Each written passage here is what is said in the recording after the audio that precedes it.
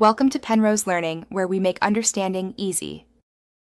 You start by ensuring your iPhone is fully updated and Apple Maps is installed.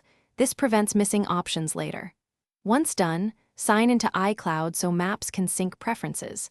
Now open Settings and be ready to act. You will not hunt through general menus. Instead, search for the specific app or the default map settings entry.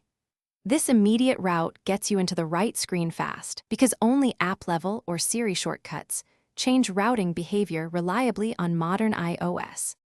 You continue by forcing iOS to prefer Apple Maps when opening map links.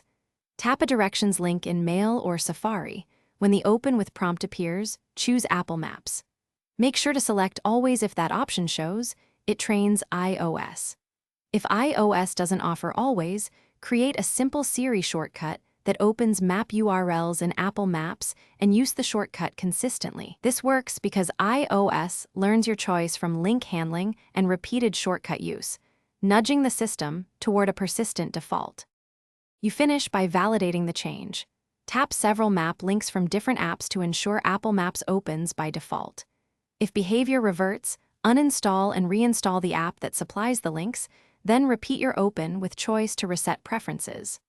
One reliable fallback is creating a Siri shortcut that explicitly opens URLs in Apple Maps and using it for navigation.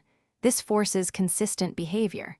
If problems persist, restart the phone and confirm iOS is updated, because system bugs can block learned defaults. Thanks for watching. If this was helpful, leave a like and consider subscribing. See you next time.